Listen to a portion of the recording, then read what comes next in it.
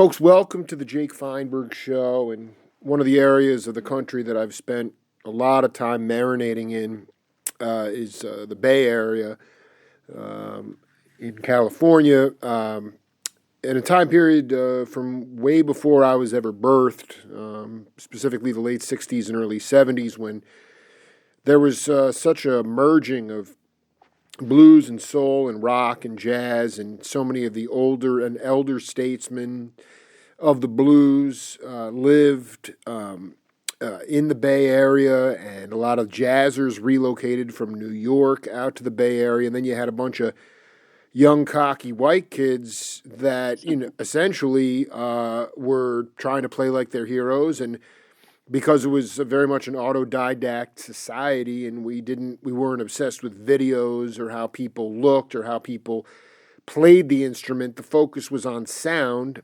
and people like my next guest, because of those relentless listening sessions and just being on the bandstand with antiquated PA systems, his ears grew a lot, and as a result, he also developed his own individual sound.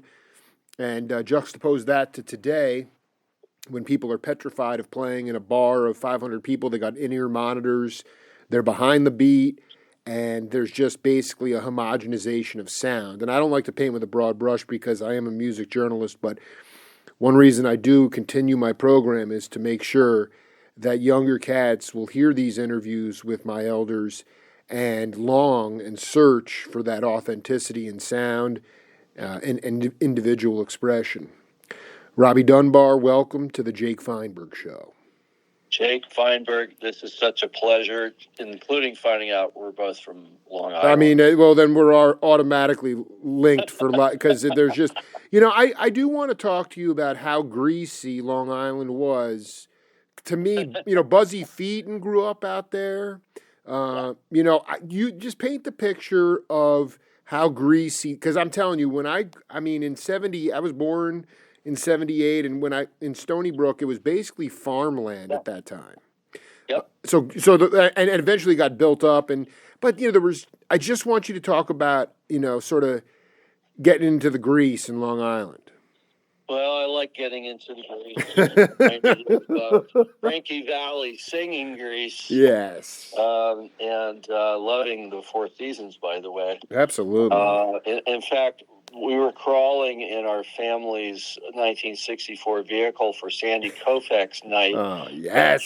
Stadium. Oh, my God. About to move, probably in that same car, an Oldsmobile for my grandfather, with a tent trailer to Berkeley, California, after seeing the Rolling Stones at Carnegie Hall, where the NYPD had to stop the noon concert with Jay and the Americans and Bobby Goldsboro because they didn't know what the hell else to do. Wait a minute, they stopped before the Stones Rolling even came Stones up. Show. Yeah. Oh yeah, the first Stones tour.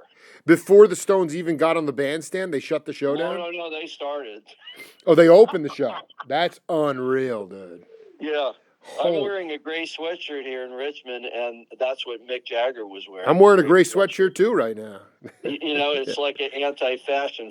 I dig. Being the bad boys compared to the Beatles being the good kids, according to their manager, Andrew Lou Goldham, a little London brat who was like, would you let your sister go out? My sister, Mary Dunbar, was the Levittown, Long Island president of the Rolling Stones fan club, and my West Virginia dad, John, and my Minnesota mom, Ruth, would not let her meet the Rolling Stones. And she's just slammed the door to her wonderful bedroom, which was the bedroom where we listened to the WMCA Good Guys. Oh, my, come on, dude. On WABC. What the heck? And, of course, the narcissistic fifth Beatle, Murray the K.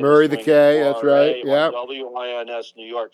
So she was part of my early training in rock stuff, plus these little bouffanted girls with pointy little glasses and stuff like her that would have these parties, and so dancing to all kinds of stuff.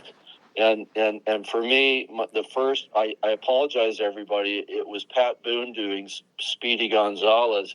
But then... Well, I mean, what are you supposed to... You were getting force-fed that. They were whitewashing everything. Well, yeah, and we were like a Ricky Nelson family, not an Elvis family. I did. And my sister, and I loved Traveling Man. with what's his name, James Burton. First time I really knew about James Burton, the guitarist. The guitar solo and the tastefulness, actually, of the Ricky Nelson recordings are very high integrity stuff. But be that as it may, be all of this as it may, that then my first cool 45 record, if anybody has ever heard of those, was the Isley Brothers' original version of Twist and Shout, later done by the Beatles when John Lennon had no voice left at the end of their Please Please Me first album. I totally recommend that. These are all the songs they did with George Martin where they'd been on tour and they're just doing their tour stuff. But you look what happened, what we all recognize, these Liverpool working class kids called John, Paul, George, and that kid from Dingle District, Ringo Starr. But I'm just back to this Greece in Long Island. This is the point. First of all, how did your folks West Virginia, Minnesota, then you're basking in, correct me if I'm wrong, Levittown. Intuition. Levittown was in Nassau County, is that right? Yeah, Nassau County. Yeah. And, what was weird was Abraham Levitt didn't allow people of color to live there. And here he is, didn't your people just endure the Holocaust? You are waxing poetic right now, dude. Right? And so here I am. I'm this interracial, Norwegian Scottish, and we're talking about mixed race, by the way, on the radio on KQED out of San Francisco, and mixed people. Hello, people of mixed race. Thank you. Yeah. Put your mix in the mix. Dude, it's a gumbo, man. Get it in the gumbo. Right? That's why we're having this interview. Absolutely, Dunbar. So there was sort of conflicting. Go ahead. No, I was just gonna say there was a lot of sort of cognitive dissonance going on. I mean, in the sense that you had people that founded towns that came from and then yet there was still a lot of segregation, I would assume. Well, and the word hypocrisy comes to mind. That's right, yeah. And my dad came from Marshall College in Huntington, West Virginia. His oldest friend was Fred Cody of Cody's Books.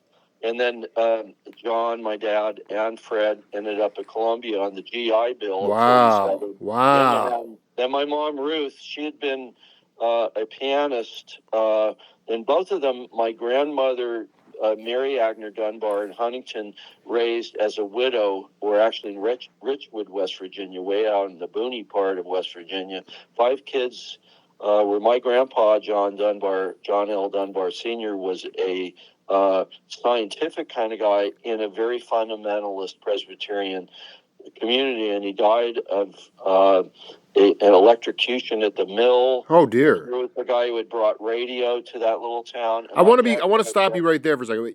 When you referenced the secular or the non-secular part of it, because was he not trusted within the church because he was a science cat? I think that he was kind of looked at that way, where you could tell he was more living in reality than living in yes, Jesus loves me only. But, dude, you came from a cosmic gumbo, dude. I mean, this is wild. Cosmic gumbo, because my dad really began to self-describe as an atheist. Right. But he would bring me to Hayden Planetarium and bring home seashells from the Museum of Natural History in New York, and he was working next to Margaret Mead, the anthropologist.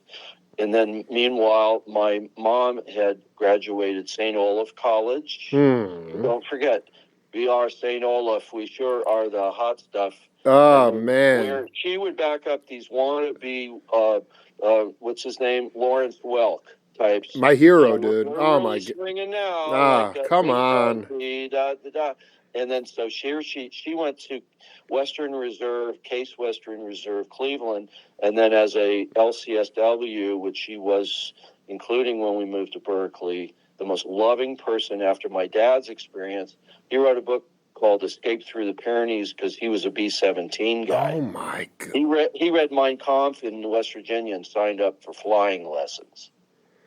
This is absolutely we're having revelations on Sunday. Revelatory. Just Revelation Sunday It with. was a revelation to me. Oh I my. try to tell it. Well, I mean, did they? I guess so. You revered your parents. Did they? Mightily. They were such good people. Here's Jonathan Richman of the Modern Lovers. When I go to Berkeley, I like to go to the Dunbar's house. Ruth and John are really nice. And then Roadrunner going faster miles an hour with the radio on when we did the Berkeley days in the mid-'70s. Oh, my God. Don't even get me. We haven't. Let's just not jump too far ahead, right? Chronological, partly. Yeah. Well, no, we're all over the place. I guess my point, I'd love you to talk about the idea. First of all,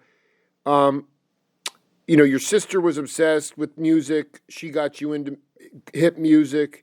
Yeah. But can you just talk? I mean, Robbie, we're living in a time where my friends are that are playing original instrumental music on the bandstand. They're road dogging it, and it's just grueling. So you're in a Sprinter van. Maybe you have a hotel. Maybe you have a bed at night. And the only money you make is off the merchandise tables after the gig. So, but I at the time that you were coming of age and getting into the grease, was a musician seen as a viable profession?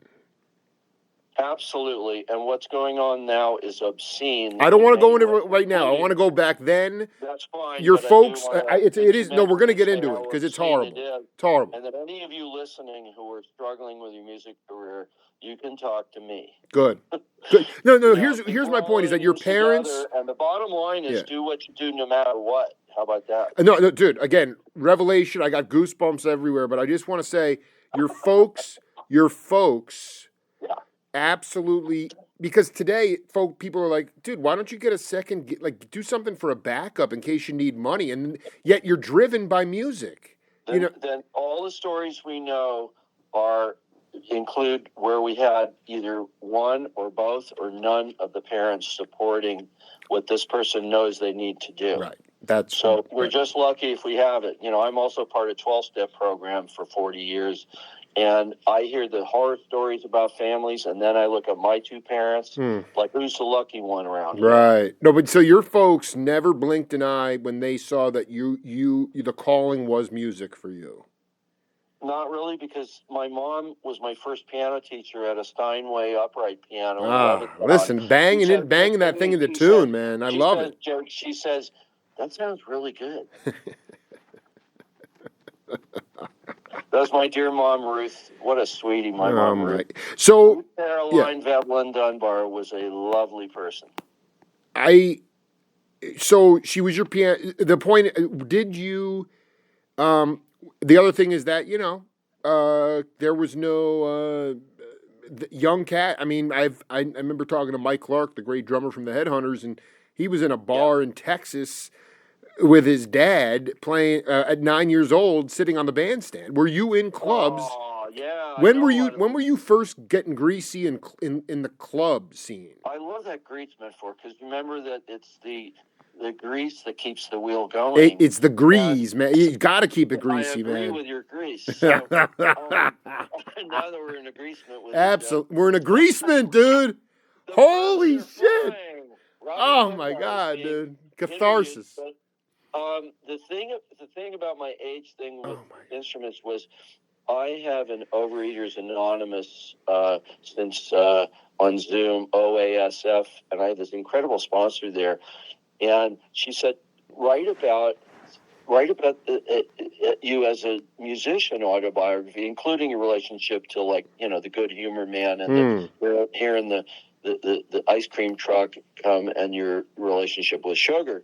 But all I knew was that I picked up a trumpet when I wrote this whole thing. It's called an inventory in 12-step program. But mine was playing the trumpet 1960 to now. And I've always thought in the right-hand three valves of trumpet, I won awards for competitions in Long Island, Nassau County, naturally, with the little tie. Are you kidding me, dude? And then doing it in Berkeley. But by the time I got to Berkeley, guess who had arrived February 9th of 1964? And guess who I saw at Carnegie Hall? I saw it was the Beatles and the Stones. And then I heard Bob Dylan from my sister. You were I mean, is it fair to say that you girl, right? My sister moves from being that, we're here in Long Island, and now, to go into the chapel, and all the girls were singing that one, and then I'm out here and she's in her room with checking out Eric Clapton and doing All Your Lovin' with John Mayall. And, the whole evolution of seeing the Yardbirds with Jeff Beck as lead guitar and Jimmy Page as rhythm guitar in the Yardbirds. A Sunday afternoon with the Yardbirds at the Fillmore, produced by Bill Graham. Dude, this is not Levittown anymore. Well, first of all, you come from the same line of... I'm just going to riff through these cats. Haggerty, Greg Douglas, Bruce Conti. I know he's a Fresno transplant. Robbie, Nice. Were you channeling like Ornette with the plastic trumpet in 61, Birth of the Cool kind of stuff before the Beatles came on the scene? I am so drawn, and I was just watching how, Miles Davis and who he was. I'm doing because Mike Wolf. Yeah. Oh my God, my hero, dude. Mike, are you kidding me? Berkeley High stage band together. We're going to record in July. We're This is beautiful. Get Lenny Pickett. Oh, kid, get out of here, dude. John Otis. Dude, these are all heroes. Dunbar. This is revelation. This is the Berkeley High School stage band, class of '70. Dude, Peter Applebaum was in that group. I know Peter from later. Okay, dude, because you guys are wearing dashikis, dude. This is Wolf was wearing dashikis going on these big band You must have been on this comp. We got to mention the bass player of Grateful Dead, Phil Lesh, went to Berkeley High and I don't know if he's still doing it or if he's too old now, is always fundraisers for the Berkeley High Jazz Band. And my friend Steve Wasserman, who's a publisher of Heyday Books, yes, just published the Linda Ronstadt, some books of hers. And Steve and I, who went to see the Yardbirds, and my oldest, dearest friend, he's just saying, whoever, if I can help tell the story of this East Bay loyalty undertold, where grown up with, early earthquake at a club called what was the Babylon at Dwight Way in San Pablo in Berkeley. Oh my, wait, dude, you are blowing. Oh my God. Perform the Longbranch. And then early shows with Tower. Oh, wait, so hold on. I just want to wait. The Babylon became the Longbranch. Yeah, when we knocked the walls down, there was like further down the street, it's a whole bunch of like structures and buildings that then became called the Longbranch. And that was our club. It was like the Young People's Club. The other one was the Keystone Berkeley, Palo Alto, and the Stone in San Francisco. Freddie Herrera, Bobby Corona, all of them. Earthquake recorded our first live album called Rock in the World, which I highly recommend if you're trying to, get a buzz without coffee. Just put on Rock in the World by Earthquake. It's live. And it starts with Route 66, and it never lets up. And it includes a lot of good Earthquake songs on it. Well, this is what I just veering into the sort of, I don't want to say technical side, but did you focus on your rhythm chops before you started to really improvise? To me, a lot of cats today, because we're saturated with visual material, and we went through that whole Guitar Hero period way back when, people want to start blowing their brains out, and basically they have no foundation, so they're just where's their sense of whatever? For me, for instance, the word melody comes. Can you imitate a good melody? Like, can you make come alive the same melody? That's exactly right. From somebody else. If you can't, keep working on it. How did you develop? I want you to then just go on to like all kinds of things you can do harmonically to like combine to do that. And then I was just finding out about Oscar Peterson playing with Herb Ellis on the guitar, and Herb would go to every black hotel with the guys rather than it was their form of saying fuck segregation. Dude, I want to just be very clear. If you've never heard this, this is also a lost art, but I would just say, I remember interviewing Steve Gadd a few years ago, and he was talking about what he was listening to, and it was this drummerless quartet. Ray Brown, Stan Getz, Oscar, and Herb Ellis, dude. So that means... Okay. But you know what I want you to talk about? This is really important. This idea, like... Blue Lou Marini, the great sax player, was watching. He was watching the Kennedy Center Honors for Herbie Hancock. He was actually on stage, and when he watched DeJohnette play, Jack was not concerned about keeping time for other people. He wanted to paint, and he expected the other people to have their own time feel, so he could dance. And to me, even if you were playing rock music back in that time, I don't care what kind of genre of music it was, everybody was responsible for their own inner time feel. And I just wanted you to talk about like how you really develop those rhythm chops, because to me, once you get that... tell you. Go ahead. Purple Earthquake. Right. So I was in the 8th grade. I had already saved all my lunch money and took a Greyhound between 7th and 8th grade from Oakland for 72 hours back to Grand Central to visit my friends in Levittown. We were already listening like mad to the Beatles. And oh, my God. That was when they played Shea Stadium was in August of 65. Then I take the Greyhound back home. And who would ever let a kid do that, by the way? Dude, I mean, it was very innocent. People were hitchhiking, man. Yeah, and what was it that made me save my lunch money every day? By the way, I never missed a day of school from kindergarten to 12th grade at Berkeley High. Of course not. It would be, dude. Harold Mims was Harold Mims there, by the way? Yeah. What? Was Harold Mims there? The whisper is so familiar. No, because Morgan, because when I interviewed Morgan. The Whispers rhythm section, Mims was the musical director for them. He'd bring those cats in. I'm trying to figure out where you fit into all that. Fantastic. Yeah, I fit in with Bill Elliott as the... Bill Elliott? Are you kidding me? He was our guy, and he was my music theory. I ended up winning the Excellence in Youth Award for the city of Berkeley. Got to meet Duke Ellington. Dude, just stop, dude. Why I mentioned in the Music is My Mistress book by Duke. And that's the way Berkeley High School was and kind of is we're right here next to the University of California. We're not out over in, 14th Avenue in San Leandro, driving cars down the street. We're like this whole other this sponge. And then so for me, it was just like, how good can you learn? How good can you be in terms of, for me, it was like, being able to analyze Beethoven in my 8th grade class. Another friend of mine is Mark Baum, who said, well, Robbie always accrued more points in our system than all the other members of the class combined. Well, I wasn't trying to outdo anybody. I just was good at knowing what that was, man. So, I'm grateful that I've been hopefully an asset to every band I've been in that way. See? I just can't believe that you just dropped Mark Baum's name. I got to read this. I have to. I have a feeling you might know it because he's a dearest fellow. Well, he was also in the legendary Salsa Day Berkeley band with Brother Otis and Morgan. I want to read this to you, and then you can riff on your own experience. Bob Barsotti, who you probably knew. I played with his brother Stevie. So, I mean, the most beautiful. In our interview, he said, I graduated from Berkeley High in '72. I was a little younger than a lot of the other folks. My brother Peter was 7 years older.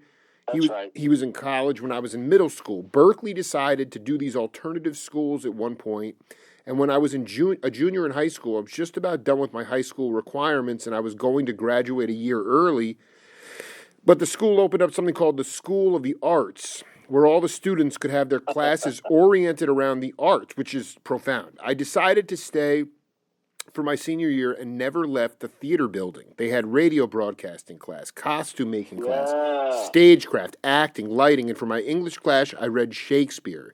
It was a whole immersive kind of program, and at that time, there was a deal at the Berkeley Community Theater that if you were a professional outfit coming in to rent it, it was a union building, so you had to have 4 to 6 stage union hands. The school provided 4 to 6 student stagehands to work in conjunction with the union guys. Yeah. Why don't you talk about your own? To me, that's a lot more than like wanking it in the practice room. I'm kidding, but like that's a lot more than like just. As long as you wank creatively. That's right, wank. And I Oh my God, dude! We played for Duke Ellington called Summer Song.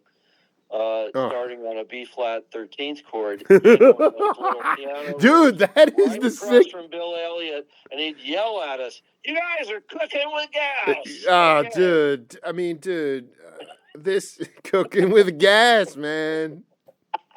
So we were immersed, as Bob so aptly put it. It's so funny because his brother Stevie Barsotti was always with the band. Haymarket Riot and then Lazarus that would play at Provo Park. Oh my God! Like us guys in the Purple Earthquake, and I hate to say it, but somehow there was this older brother bickering that would start with Pete, and then Stevie would try to defend the People's honor, and meanwhile Steve Nelson, who later joined Earthquake from them as the drummer. And nasty drummer, Dave Carpenter, dude. Nasty. Who I handed over a guitar with Greg Kinn because I stayed with Earthquake. But these guys, I met them in 1965. But Purple Earthquake and being in Berkeley High School that way and recording up in that archaic recording lab up there in the community theater building, and the community theater is an amazing dude thing. It's so we magical. We could have a whole hour about the community. No, we theater. will. It's so magical. We wish we'd gone to see, all that stuff is great there. Like I wish I'd gone to see Jimi Hendrix there, but I saw him a week after Monterey Pop opening at Fillmore, and then Gabo Rozabo, and then Janis Joplin and Big Brother headlining that night in June of '67, and then the Who played at the Fillmore the same week because it was Monterey Pop Festival.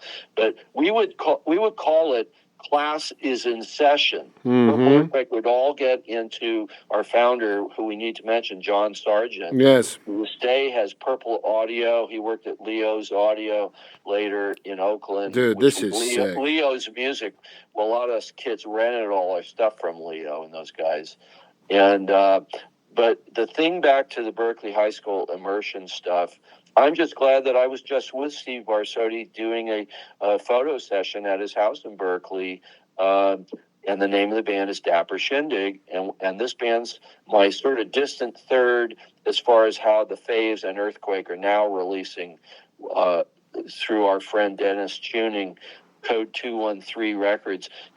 Dennis kind of stumbled into having a record company right now. He's been working on our behalf, including the Faves. Here Comes the Rain video got to #1 on New York Indie Alliance this last year. Wow. And here we are. I'm 70 now. I feel like I'm some kind of teenager. Can't you guys tell? Yeah, you're still at Shea Stadium, dude. It's unbelievable. Pleasure. What? You're still at Shea Stadium back in '65. It's unbelievable. I am, or I didn't get to go there, but I got to camp out in Levittown. Right, you camped out in Levittown with the... And we would play Beatles. I remember distinctly before moving, hearing Please, Please Me coming out of a tent, probably being played on WINS. Oh, my God. Da, da, da, da, da, da. You officially moved, what year? 64. Oh, my dear God. I would just call it the year of the Beatles. Well, I'm curious about, I interviewed, there was a pivotal Alice Stewart, great folk singer.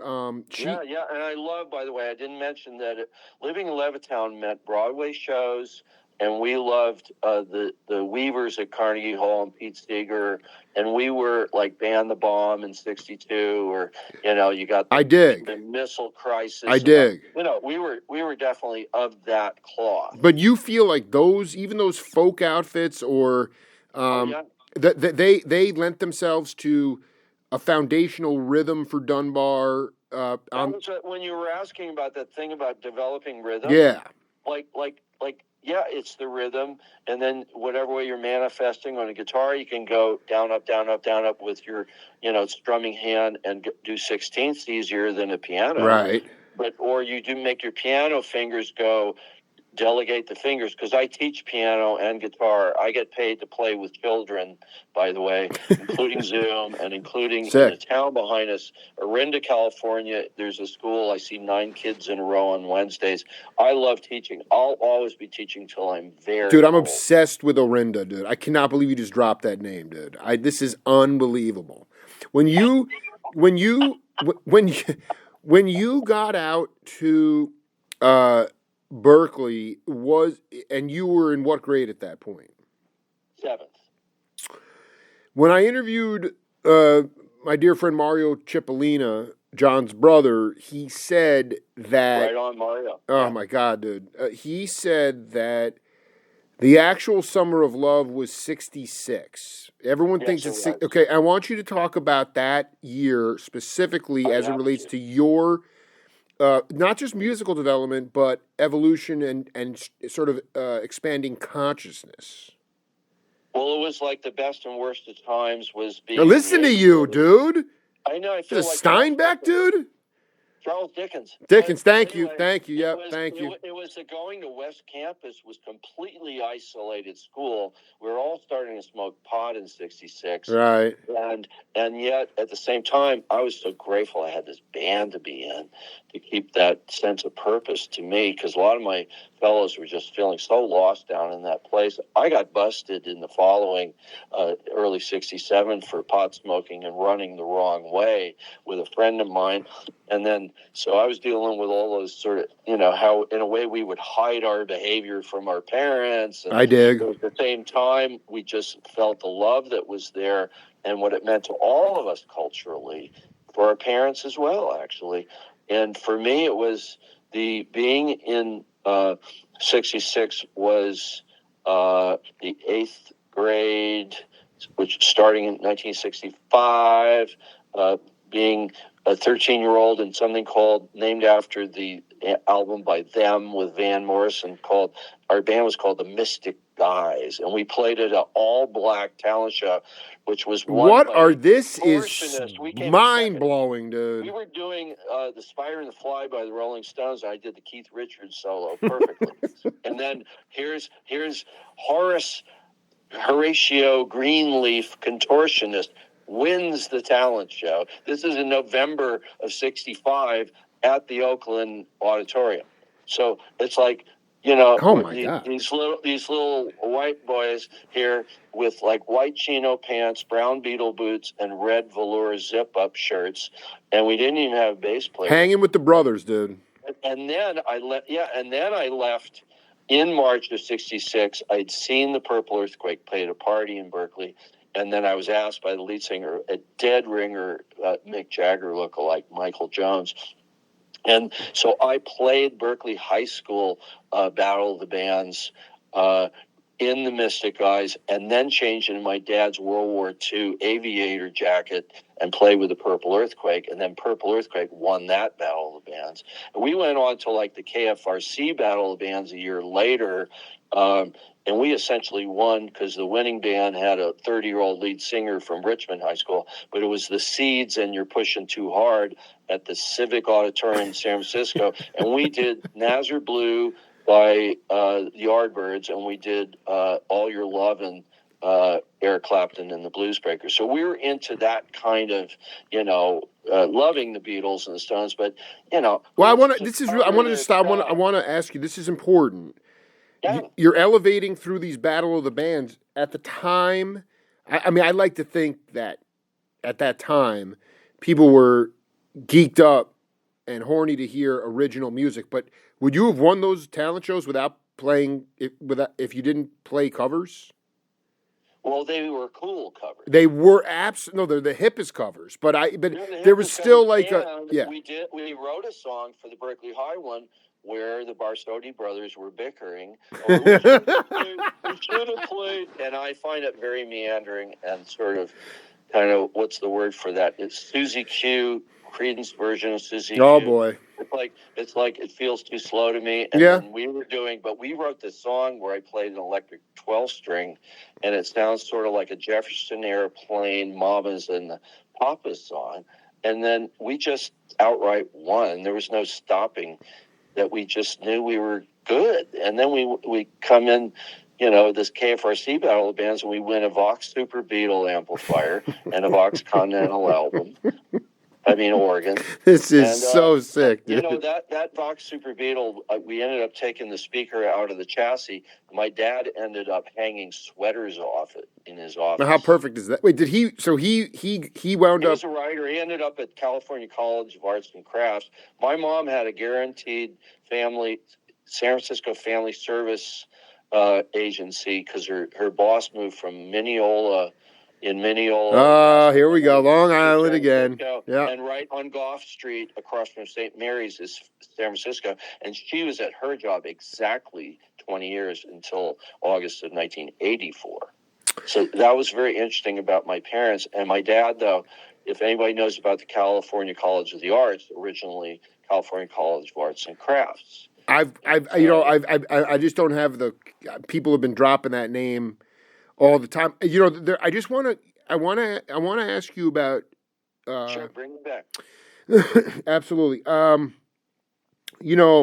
So many. The Beatles, as we've been talking about, were brilliant, but essentially skiffle players. They picked up their instruments and got better and better. Yorma was a folk musician. Garcia was a folk musician. Yeah. The real rock guitar players, in your mind, Jerry Miller, Cipollina, and Haggerty. Who were those guys where you were like, they're really rockers? Yeah. Am I right? Am I missing anybody there? Well, I took one of my very respectful LSD trips with a dear friend who I will remain nameless. Okay. Is at my house in early June of '67 was Sgt. Pepper, Donovan, right? Something Superman album, and guess what? Moby Grape. There you go. So there's Jerry. There's Jerry, man. One of the two Jerrys, but it's starting to sound like an ice cream. Ben and Jerry. So I just was always a Jeff Beck fan, and his passing recently, somehow I've been so happy. And then that Tal, the bass player, looks like she's 12 years old, and then live at Ronnie Scott's, when you point out a speaker and say, that's the shit, and then you can say, that's the shit, right, all the way to now. And what a right kind of spirituality, and just saying, when Jeff accepted from Jimmy Page the Rock and Roll Hall of Fame award, he said, I've been a brat this whole time. Thanks for letting me be a brat. And then, Mr. Auto Servicing or whatever was Jeff Beck. And Steve Nelson, who left the Barsotti's band to join Earthquake and go to L.A. and 2 albums with A&M Records, he would always show the newest. He said, hey, Rob, here's the newest Jeff Beck. And, part of this story is going with all those rhythms and all that, just having all the stuff around me, everything from R&B and Tower, power type stuff, funk stuff all over the place. Jesus. And Flying the Family Stone. And then Graham Central Station. To LA was that if anybody listens to the first Earthquake album, which is, if you go Earthquake Berkeley YouTube, but then you look for the album simply called Earthquake. There's 2 albums on A&M Records, and the first one's all the songs we had learned at Provo Park and the Longbranch that we wrote, all originals. But then the other is the second album, Searching for a Hit. But there's one song that I wrote that is called See What My Love Can Do, and the instrumental part of that, Breakdown, with the drums and then a da-da-da kind of stuff in it, is in the movie The Getaway with Steve McQueen and Ollie McGraw, and it was Quincy Jones who submitted it to the Sam Peckinpah thing because his affiliation with Herb Alpert and Jerry Moss. I don't even dude. We need to spend an entire interview on no. I don't want to go down to L.A. right now. No, I don't want to go because I want to let you know that these influences were every friggin'. The Bickering Barsotti Band. Is that really, what was the name of the band, dude? I need to know that. That should have been the name of it. So wait, it was Haymarket Riot, and then it was Lazarus, and they're amazing in their way. And absolutely, I have to say that my respect and appreciation of Pete, but I just found ways in which whatever were unresolved things within himself that always seemed to be stirring needless stuff up. And then, right. If you're the sibling, you're going to defend, and it's sort of this thing. Thanks God we don't have that problem. We have our own set of problems, and no matter what band we're in, because we're with other human beings. Absolutely, dude. It's just, it's time tested. Sometimes hell is other human beings, and sometimes heaven is other human beings. Listen to you. Like, this is a pretty good interview, by the way. We're cooking, baby. No, we got a bunch. We're going to have several sessions here. But when you guys started to create and play original music, yep. I just remember David Nelson from the New Riders talking about when the Dead started to play. Like the promoters at the Fillmore would say, "Well, Jerry, why don't you play this cover tune? People love it." And he said, "What's the point?"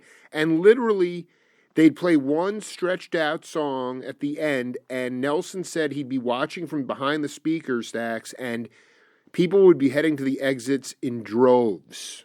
So there was this real sort of, what I love about all you cats is just like this, and part of it was Graham, because Graham was willing to put people on bills that were playing original stuff. Okay, but I'm just saying that, like, can you talk about as a band how you dealt and cultivated those original tunes that ultimately led to the first album? Because I have to believe that even playing that Longbranch circuit, cats were heading for the Doors when you were playing or started to play your original stuff. No. Never. Nope. You want to know why? Yeah. That's why we're having this interview. That's right. Go ahead, baby. Concise. I love it, dude. Listen to you, dude. Radio friendly, dude. This shit is grabbing me. Oh my God. That's what does it. Holy shit. Yeah, you nailed it, dude. Jesus. We had boys and girls, we had young men and women, and they adored Earthquake. Because we brought that thing. It was a mixture of that Who energy. And then there's, that sounds more like something out of Oakland. Mm-hmm. And we had R&B harmonies. And we worked our asses off. It's partly called work. It works if you work it. That's a 12-step. And it's so true in music that you got something, you're still going to have to pan that gold. And you just, this sounds like advice. It probably is. Oh, dude, I'm sorry. Wait, hold on for a second. You basically were very conscious about keeping tunes concise. Like, does that mean under 4 minutes? No, it was an attitude. You got to hear this one, Things You Don't Know About. I'm going to check. Hit me, dude. Hit me. 7 minutes long. It has this one riff, do do do da da da da da da da da da da da da da da da, but it's like a Hendrixy thing, and then it's us doing a Provo Park sort of Berkeley social commentary. Just about dusk when the sun's going down, things come out, baby, you don't know about. They'll be slashing your tires, stealing your guitar, make you feel uptight until you want to fight. And they go, we just, and then these things with parallel fourths in them, and I'm playing my right hand 16th as fast as I could do it. I don't think I could do it as well now. Right. Where I got that from? I got it from Billy Elliot and my friends. God bless that man. God damn it. Jesus. That's what this stuff Mike is. Wolf, the Sheikies, high stepping into town. This is unbelievable. Lenny and Steve Elson and whoever. Was Rodney Franklin in that? Was Franklin in? Yeah, I mean, this Dennis Arnon was the trumpet player a year before. Oh, my God. We made up a song called Whatever's Right, because somebody yells at the Florence Schwimley Little Theater in Berkeley there where we would play, says, "What's the name of that song?" And he goes, "Whatever's Right." How to come up with that, like Count Basie, like Round Midnight, or I love this, dude. I love how titles come, and that's what we're all about, and that's what it really, when it's good, and you say, you just know it's good, like Satchmo, you just know it's good. Like Satchmo, dude. Like Satchmo, dude. Round Midnight, right? Thelonious, dude. Thelonious, man.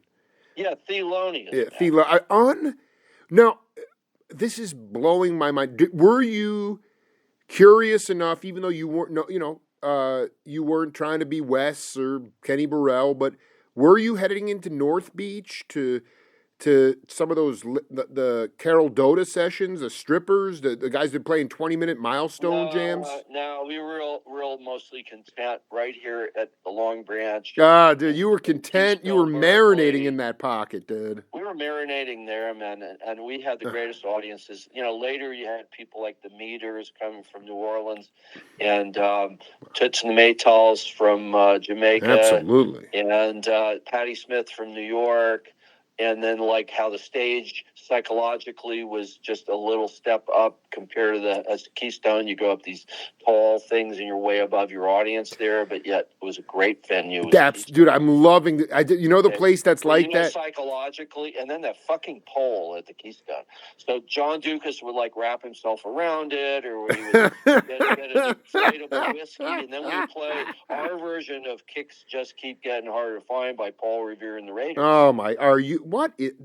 Hold on. You have to be... And the biggest song of all, you got to know that one night, and I will tell everybody, yes, it was mescaline, the one and only time, and it was so comfortable, and it went, train ride, my life is like a train ride, I love to ride it with you.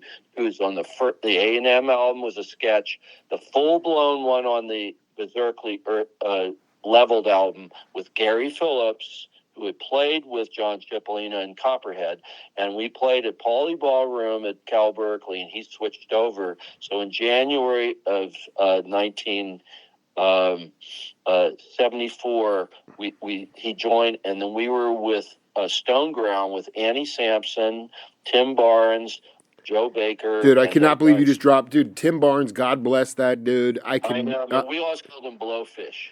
Dude, he was... wait, hold on. You meant Gary Duncan or Gary Phillips? Gary Felipe, who became Gary Phillips, who later produced my brother Tommy Dunbar with John Rubin, the Rubin News. I think we're alone now. And they zipped right past us to Dick Clark and American Bandstand. That's Gary Phillips producing. Holy cow. The sounds on that. And I think he was just a tormented guy, so creative, though, and very generous. No matter what, was Gary Phillips filling out Earthquake. We got some great pictures, including playing at the Columbus Photographic Fair. You want to talk about coming over the city and playing all these Sound of the City concerts where we would headline and we'd have like Link Ray playing, or us later opening for Aerosmith and Tom Petty and the Heartbreakers. Earthquake was just, and then we went and recorded at the Who's studio in early '78. We went over to England and drove around the continent then. But the cocaine use and the alcohol. Yeah, absolutely. Tearing it down, Jake, while we were building it up. And I finally just sort of, I don't know. I ended up with a DUI and then acceptance to Cal Berkeley Music Department for 9 semesters. And also Cal State Hayward's fantastic music department at Cal State Hayward. Let me ask you, did Abe Kesh Vaco take a liking to you guys? Did you get some early regional radio play? Who? Abe Vaco. Abe Kesh was a great DJ in San Francisco. He put out an album with like Clifford Coulter and Tower of I don't know, but I know our version of Friday on My Mind, which is the best version. Yes. Everybody listen to that one. Totally, we were in the air in that probably the summer of 75 or so with Bonnie Simmons, was his name, forgetting his name, was the tall guy, it's KSAN. Yeah, I was just going to say that. Yeah. Who was, do you remember distinctly the So it's fair to say that some of your momentum stemmed from regional radio play. I absolutely do know that was the case. And we were kind of known for a song called The Tickler, which was about a girl, not a sex device. Well, although maybe it could have been both. Yeah, I think it was involved. If you know sure, what I mean. absolutely, absolutely. Okay, and how the Gavin Report's wife said that's obscene, and suddenly a song that's becoming a hit on the first Earthquake album, which sounds kind of like a Crossroads Robert Johnson riff. Gee, I got to check it out. I see the tickler each night. It was a great song. People love the song. So we've had a very interesting sort of endearment with our audience, and I think that there was this going for whatever that thing that makes it just what makes us enjoy rock music, what makes us enjoy good music. And that's what I heard from people who don't like categorization. Like I was just watching about Miles Davis. Yeah, dude, exactly. Throw away the labels, dude. Throw the labels away. Right. Now, he was his own worst enemy partly, too. But, God, I mean, I'm just glad his dad made him detox on this farm in, Illinois there. Like that we got to have Miles Davis, or we got to have Jimi Hendrix as long as we had him, or we got to have anybody.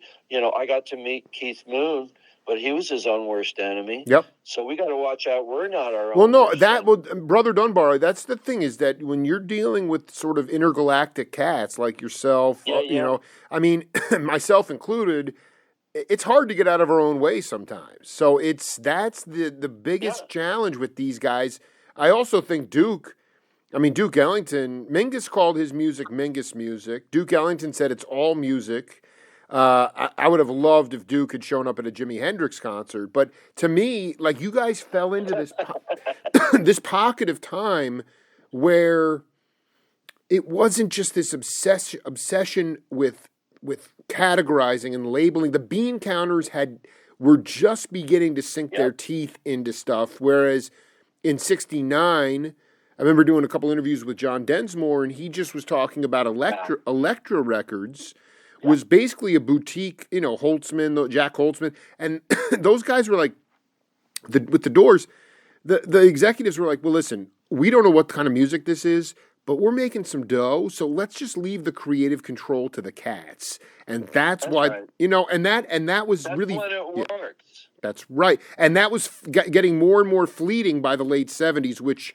And then you correlate that with a lot of the hard drugs as well, and it was a recipe for just, it was the grease was fading away, and people were fucking being roadkill on the side of the road, No, that our own story and my decision to leave Earthquake and Berkeley, the hardest decision of my entire life was that. Can you talk about? Can you just talk about how you came to?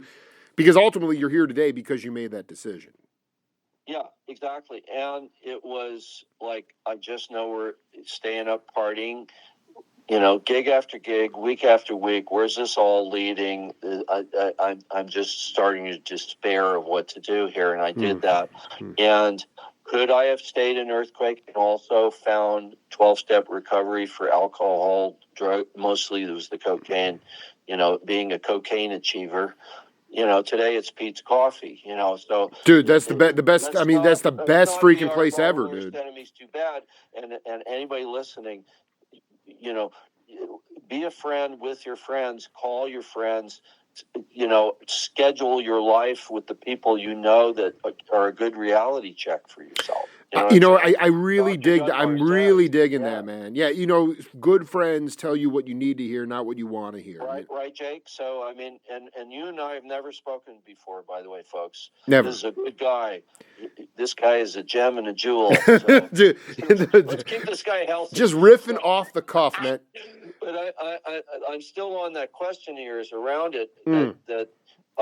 You know how you make a decision that part of you is totally arguing with you? Absolutely. Have quit? I tried to rejoin them, and to his credit, John Dukas, the lead singer, with incredible talent, and his own worst enemy, who died in South Africa in 2011. He married a wonderful model agency gal, fashion storm, Sarah Chambers, and her daughter, Noelle, was born at Alta Bates Hospital, Berkeley. She's a model. And then he met a second wife, who is in Cape Town, Hmm. South Africa, and he has a son from that. And then I think it was just whatever, including maybe alcohol, because it was liver related, and we lost him. I always said, that guy should be around here now causing trouble. Like he went to the Condor or one of those places, and he yells out with Joel Selvin, journalist, says, "Oh, my hero, dude! I could do you with the Condor, dude. The Condor." Strippers, Yeah. I'm such I'm so whatever the word is for that I didn't go. I'm not into that stuff either. No, but I would have gone if the. So he part of the article is a great obituary by Joel Selvin about John Dukas and the history of earthquake. By the way, he says, "I love you. My name is Joel Selvin." You're telling me that but I think the point is that Dukas, people loved him, but maybe he didn't hear what he needed to hear in order to be. Well, how about Eddie? Honey, right? Eddie did to himself. It's called "Look at Ourselves." Are there forms of self-harm? What forms of self-harm am I doing? Right. Am I exercising or getting enough rest, or am I eating healthfully? What am I doing? I want to put a button on this. We just burned through 55 minutes. I know, man. Yeah. Let's just pick up set 2 next week. I mean, we'll try to figure out a good time to do it, but I'd be happy to. Man, we'll just keep this train going because to me, Sundays are good too, Jake. Sundays are okay. So let's just we'll shoot some texts. I'm just glad that we put this together because it was It was sort of same bat time, bat station, Batman. Batman, dude. Thank you, thank you, brother Dunbar. It was an honor. I'm so glad we cooked, baby. We had a ball. Oh, and tell you what, don't give it over the air here, but text me over and I'll send you some of the new. There's 3 new Earthquake songs with Jesse Bradman from originally Rock Justice and other things. Friend of Mike Varney on vocals, and then Jeff Tamalier, who ended up. Tammy and I had great cat. We all love each other, and we're all part of this community at our age doing this shit, man. You tell Tamalier I fucking love him, man. All right? I will. All right? Yo, Dunbar, let's stay in touch. I love you, brother. Be good, man. You too, man. It was so great to talk. So just remind me and say, can we do whatever today is, the 19th? Yeah. So we'll look at the 26th, okay? 26th. You know what? I think that let's just do a week from today, but we'll hammer it out. That'll be great. Barsotti Brothers for life, baby. And you, the man in your realm. Dude, I'm just a blind monk stumbling into grace, dude. Long Island cat, all right? All right, be cool, babe. I don't know how it's going to fit in the song as either the title or one of the lines. Do it, baby. All right, man, be cool. Hey, man, in Long Island forever. Forever, Robbie. Be cool, man. Thanks, Jake. Peace. Have a great day, man. You too, man. Bye. Okay, bye. Bye.